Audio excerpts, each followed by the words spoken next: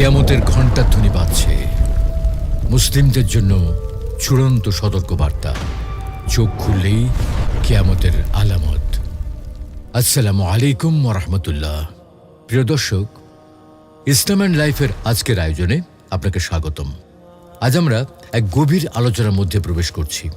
একটি এমন সময় আমরা বাস করছি যেখানে বাস্তবতা আর ভবিষ্যৎবাণীর সীমারেখা প্রতিনিয়ত ঝাপসা হয়ে যাচ্ছে। আজকের বিশ্বে এমন অনেক ঘটনা ঘটছে যেগুলো বহু বছর আগে ইসলামের নবী হযরত মুহাম্মদ সাল্লাল্লাহু আলাইহি সাল্লাম ভবিষ্যৎবাণী করেছিলেন।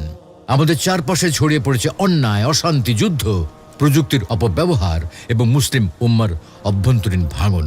এই সব কিছুই যেন আমাদের স্মরণ করিয়ে দিচ্ছে আমরা কি সেই সময় প্রবেশ করে ফেলেছি যেটি কিয়ামতের ছায়া নামেই পরিচিত। চলুন শুরু করি পৃথিবীর বর্তমান বাস্তবতা থেকে।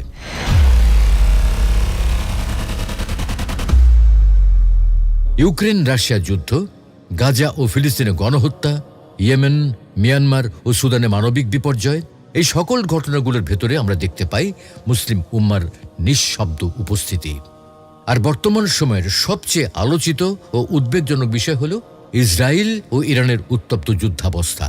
একদিকে ইসরায়েল ফিলিস্তিনে নির্মম আগ্রাসন চালিয়ে যাচ্ছে, অন্যদিকে ইরান সরাসরি সামরিক হস্তক্ষেপে জড়াতে শুরু করেছে। ড্রোন হামলা, ক্ষেপণাস্ত্র, যুদ্ধজাহাজ সব মিলে এক নতুন বিশ্বযুদ্ধের ছায়া যেন ঘনিয়ে এসেছে। বিশেষ করে মুসলিম বিশ্বকে বিভক্ত ও বিপর্যস্ত করার একটি সুপরিকল্পিত প্রচেষ্টা এখানে সুস্পষ্ট। এই যুদ্ধ পরিস্থিতি শুধু ভূরাজনীতি ইস্যু নয়, বরং এটি কিয়ামতের আলামতেরও অংশ হতে পারে। হাদিস শরীফে আছে, কিয়ামতের পূর্বে আর শাম, সিরিয়া ও আশেপাশের অঞ্চল হবে অস্থির। সেখানে যুদ্ধ চলবে এবং সেখানে এক মহান যুদ্ধ মালহামা সংঘটিত হবে। আজ আমরা সেই পূর্বাভাসকেই বাস্তবে দেখতে পাচ্ছি। অনেক হাদিসে এসেছে ফোরাত নদীর নিচে স্বর্ণের পাহাড় উন্মোচিত হবে এবং তা নিয়ে যুদ্ধ হবে। আজ মধ্যপ্রাচ্য, বিশেষ করে সিরিয়া, ইরাক, ইরান ও ইসরায়েল ঘিরে যে অস্থিরতা চলছে তা যেন সেই সব আলামতের বাস্তব রূপ ধারণ করছে। মুসলিম উম্মাহ আজ দিকহারা। একদিকে পশ্চিমা শক্তির আধিপত্য, অন্যদিকে নিজেদের মধ্যে বিভাজন। এই দুই চাপে মুসলিম বিশ্ব আজ যেন স্তব্ধ। ওয়াইসি মুখে প্রতিবাদ জানালেও বাস্তবে তাদের ভূমিকা শুধুই কাগুজে। অথচ আল্লাহ তাআলা কোরআনে বলছেন, তোমরা একে অপরের ভাই, দিনের দৃষ্টিতে তোমরা এক উম্মাহ। কিন্তু বাস্তবে কি দেখা যায়? সৌদি, ইরান, তুরস্ক, পাকিস্তান সবাই আলাদা আলাদা পথে চলছে। কোনো একক সিদ্ধান্ত নেই, কোনো সমন্বয় নেই। মুসলিমরা আজ জাতিসংঘের চোখের দিকে তাকিয়ে থাকে, নিজেদের শক্তির কথা ভুলে গিয়েছে। আরও ভয়াবহ বিষয় হচ্ছে, এই দুর্বলতাকে কেন্দ্র করে ইসলাম বিদ্বেষী শক্তিগুলো একে একে মুসলিম বিশ্বের উপর চড়াও হচ্ছে। ফিলিস্তিনে শিশুদের হত্যা, কাশ্মীর অবরোধ, চীনে উইঘুর মুসলিমদের বন্দি শিবির সবই এই নীরব উম্মার বিরুদ্ধে এক ভয়ঙ্কর বার্তা। মুসলিম বিশ্ব যদি আজও না জাগে, তবে সামনে আরও ভয়াবহ দিন আসতে পারে। কিয়ামতের পূর্বে যে ফিতনা ও দুনিয়াব্যাপী যুদ্ধের কথা বলা হয়েছে তা যেন ধাপে ধাপে এগিয়ে আসছে আমাদের চোখের সামনে। এই বিভাজন, এই দুর্বলতা আসলে এসেছে কোথা থেকে? এর উত্তর আমরা পাই নবী করিম সাল্লাল্লাহু আলাইহি ওয়াসাল্লামের হাদিসে। তিনি বলেন, তোমাদের প্রতি এক সময় আসবে যখন জাতিগুলো তোমাদের বিরুদ্ধে একত্রিত হবে, যেমন ক্ষুধার্তরা খাবারের থালার উপর ভিড় জমায়। সাহাবীরা জিজ্ঞাসা করলেন, আমরা কি তখন সংখ্যায় কম হব? তিনি বললেন, না, বরং তোমরা সংখ্যা অনেক হবে, কিন্তু তোমরা ফেনার মতো। তোমাদের অন্তর থেকে আল্লাহ ভয় দূর করে দেবেন এবং তোমাদের অন্তরে ওহান ঢুকিয়ে দেবেন। সাহাবীরা বললেন, হে আল্লাহর রাসূল, ওহান কি? তিনি বললেন, দুনিয়ার ভালোবাসা ও মৃত্যুর ভয়। এই ওহান আমাদের সমাজে আজ সুস্পষ্ট। আমরা এখন দুনিয়াকে আঁকড়ে ধরেছি এবং আখিরাতকে ভুলে গেছি। আমরা যতটা না চিন্তিত আখিরাত নিয়ে, তার চেয়ে অনেক বেশি চিন্তিত ফেসবুক লাইকের সংখ্যা, ইউটিউব সাবস্ক্রাইবার আর টিকটকের ভিউ নিয়ে। ইসলামের ভবিষ্যৎবাণী অনুযায়ী কিয়ামতের ছোট ছোট আলামত এক একে বাস্তব হয়ে উঠছে। রাসূল সাল্লাল্লাহু আলাইহি ওয়াসাল্লাম বলেছেন, এক সময় আসবে যখন হারামকে হালাল মনে করা হবে, নারীরা পোশাক পরেও নগ্ন থাকবে, গান বাজনা হবে সাধারণ সংস্কৃতি এবং মসজিদ হবে সাজসজ্জার জায়গা, কিন্তু ইবাদতের স্থান হবে না। আজ আমরা কি দেখছি? সামাজিক মাধ্যমে অশ্লীলতা সাধারণ বিষয় হয়ে দাঁড়িয়েছে।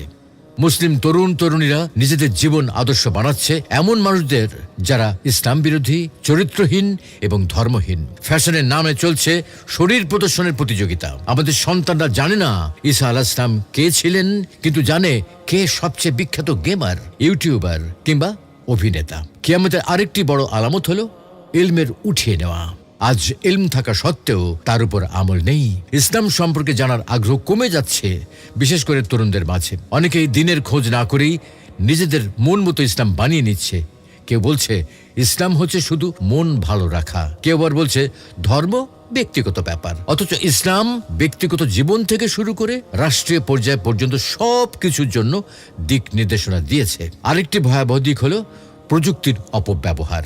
আজকের আধুনিক প্রযুক্তি যেমন উপকারে আসছে, ঠিক তেমনি এর ভেতর দিয়ে দাজ্জালের যুগের প্রস্তুতিও চলছে। স্মার্টফোন, সোশ্যাল মিডিয়া, কৃত্রিম বুদ্ধিমত্তা, AI, face recognition, digital currency, এই সব কিছু মিলে এমন এক ব্যবস্থার দিকে আমরা এগিয়ে যাচ্ছি যেখানে মানুষের চিন্তা ভাবনাও নিয়ন্ত্রণ করা সম্ভব। আমরা যখন কোরআন পড়ি সেখানে আল্লাহ তাআলা বলেন, ونفس وما سواها فألهمها فجورها وتقواها। যখন আমি মানুষকে সৃষ্টি করলাম তখন তাকে বিবেক ও বিচারবোধ দিলাম, কিন্তু আজ সেই বিচারবোধ যেন হারিয়ে গেছে। আমরা এখন এমন এক সমাজে বসবাস করছি যেখানে মানুষ কোনো কিছু বিশ্বাস করার আগে দেখে এটা ভাইরাল কিনা, জনপ্রিয় কিনা, এটা দেখা হয় না সত্য কিনা। দাজ্জাল এমন এক ফিতনা নিয়ে আসবে যা এতটাই ধোঁকাবাজি হবে যে একজন ইমানদার ব্যক্তি সকালবেলা ইমান রাখবে কিন্তু বিকেলে কাফের হয়ে যাবে। রাসূল সাল্লাল্লাহু আলাইহি ওয়াসাল্লাম বলেন, তার সঙ্গে আগুন ও জান্নাত থাকবে, কিন্তু তার আগুন হবে জান্নাত আর জান্নাত হবে আগুন। অর্থাৎ সত্যকে সে এমনভাবে উপস্থাপন করবে যা মিথ্যা মনে হবে, আর মিথ্যাকে এমনভাবে সাজাবে যা মানুষ সত্য মনে করবে। আজকের মিডিয়া, বিশেষ করে সোশ্যাল মিডিয়ার দুনিয়া কি ঠিক এই কাজটাই করছে না? কেউ যদি আজ সত্য কথা বলে তাকে বলা হয় হেট স্পিচ, আর কেউ যদি ধর্ম নিয়ে ব্যঙ্গ করে তাকে বলা হয় ফ্রিডম অফ স্পিচ। কেউ যদি শরিয়ার কথা বলে তাকে মৌলবাদী তকমা দেওয়া হয়, আর কেউ যদি ইসলাম বিদ্বেষ ছড়ায় তাকে বলা হয় মুক্তমনা। এই বিভ্রান্তির মাঝেও রাসূল সাল্লাল্লাহু আলাইহি ওয়াসাল্লাম আশা দিয়েছেন। তিনি বলেছেন, আমার উম্মতের মধ্যে সর্বদা একটি দল থাকবে যারা হকের উপর অটল থাকবে, কেউ তাদের ক্ষতি করতে পারবে না। প্রিয় ভাই ও বোনেরা, আজ আমাদের সিদ্ধান্ত নিতে হবে আপনি সেই দলের অন্তর্ভুক্ত হবেন যারা হককে আঁকড়ে ধরে রাখবে, নাকি আপনি ভেসে যাবেন স্রোতের সাথে। এই সময় করণীয় কি? প্রথমত, নিজের ঈমান রক্ষা করতে হবে। নিয়মিত নামাজ পড়া, কোরআন তেলাওয়াত, দোয়া করা, জ্ঞানার্জনের মাধ্যমে নিজেদের আত্মিক শক্তি বৃদ্ধি করা জরুরি। দ্বিতীয়ত, পরিবারকে দ্বীন শেখাতে হবে, সন্তানদের কোরআন শিক্ষা দিতে হবে, তাদেরকে পর্দার গুরুত্ব বোঝাতে হবে এবং দুনিয়ার মোহ থেকে বাঁচাতে হবে। তৃতীয়ত, সমাজে ন্যায় প্রতিষ্ঠায় সক্রিয় হতে হবে। যতটুকু পারি ততটুকু আওয়াজ তুলতে হবে অন্যায়ের বিরুদ্ধে। যদি মুখে আওয়াজ তোলা না যায় তাহলে অন্তত অন্তরে ঘৃণা রাখতে হবে এবং নিজের আচরণ দ্বারা মানুষকে সঠিক বার্তা দিতে হবে। চতুর্থত, অর্থ উপার্জনে হালাল হারামের পার্থক্য বুঝতে হবে। হালাল রিজিক শুধু জীবনের প্রয়োজন নয়, ঈমান বাঁচানোর অন্যতম উপায়। পঞ্চমত, মুসলিমদের মধ্যে ঐক্য গড়ে তুলতে হবে। আমাদের জাতীয়তাবাদের বিভাজন ভুলে এক উম্মাহ হিসেবে চিন্তা করা শিখতে হবে। তবেই আমরা আবার সেই মর্যাদার জায়গায় ফিরে যেতে পারবো যেখান থেকে আমরা বিচ্যুত হয়েছি। এই লক্ষ্যে ব্যক্তিগত পর্যায় থেকে শুরু করে সামাজিক, রাজনৈতিক, অর্থনৈতিক প্রতিটি খাতে দিনের ভিত্তি স্থাপন করা অত্যন্ত জরুরি, হোক না ছোট পরিসরে। তবু কিছু মানুষ যদি আন্তরিকভাবে ইসলামের দাওয়াতের কাজ চালিয়ে যায় তবে আল্লাহর সাহায্য আসবেই। কিয়ামতের আলামত বাস্তব হয়ে যাওয়ার মানে এই নয় যে আমাদের কিছু করার নেই, বরং এটি একটি সতর্কবার্তা যাতে আমরা সজাগ হই, সংশোধিত হই এবং নিজেদের প্রস্তুত করি। আজ যদি আপনি একটি নামাজ ঠিক করেন, একটি মিথ্যা পরিহার করেন, একটি দৃষ্টিকে হেফাজত করেন, একটি সন্তানকে ইসলামের দাওয়াত দেন, তবে আপনি এই ফিতনার যুগেও আলোর বাহক। প্রিয় ভাই ও বোনেরা, এই যুগ হচ্ছে পরীক্ষার যুগ। আমরা এমন এক সময়ের মধ্যে দিয়ে যাচ্ছি যেখানে ঈমান টিকে রাখা এক হাতে আগুন ধরে রাখার মতো কঠিন। দুনিয়ার এই যাত্রা ক্ষণস্থায়ী, চিরস্থায়ী জায়গা হলো আখিরাত। সেই আখিরাতের জন্য প্রস্তুতি নিতে হবে। হে পরওয়ারদিগার, আমাদের অন্তরগুলোকে আপনার দ্বীনের ওপর অটল ও অবিচল রাখুন। আমাদের ঈমানকে সুরক্ষিত রাখুন এই ফিতনার অন্ধকার যুগেও। আপনি যেন আমাদের সেই দলভুক্ত করেন যারা কিয়ামতের পূর্ববর্তী এই সময়ে হক ও সত্যকে আঁকড়ে ধরে রাখবে। আমিন।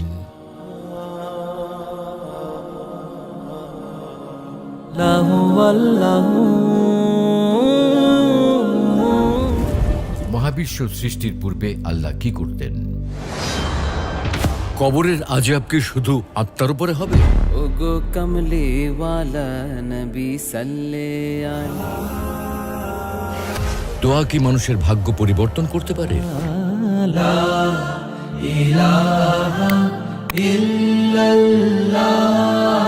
কোরআন ও হাদিসের আলোকে জীবন গড়ুন। ইসলাম অ্যান্ড লাইফের সাথেই থাকুন।